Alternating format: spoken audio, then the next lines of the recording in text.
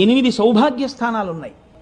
ఆ 8 సౌభాగ్య స్థానాల్ని పొరపాటున కూడా కాలుతో తొక్కడం కానీ, కాలు తగలడం కానీ, నోటితో నింద చేయడం కానీ, విమర్శించడం కానీ, తక్కువ చేసి మాట్లాడడం కానీ చేస్తే అటువంటి వారు ఉత్తర జన్మల యందు అమ్మవారి యొక్క అనుగ్రహాన్ని కోల్పోతారు.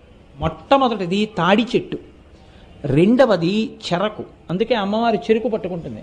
చెరుకు ముక్కలు తీసుకొచ్చి అమ్మవారికి పెట్టినా వినాయకుడికి పెట్టినా పరమ ప్రీతి. కాబట్టి చెరుకుగడ, తాడి చెట్టు, రూపుమారిన పాలు అంటే జున్ను కానీ పెరుగు కానీ. నాలుగవది ఉప్పు. ఉప్పుని ఎన్నడూ నింద చేయడం కానీ ఉప్పుని తిట్టడం కానీ చేయకూడదు. నాలుగవది ఉప్పు. ఐదవది అనుములు. ఆరవది ఎర్రటి రంగులో ఉండేటటువంటి పువ్వులు.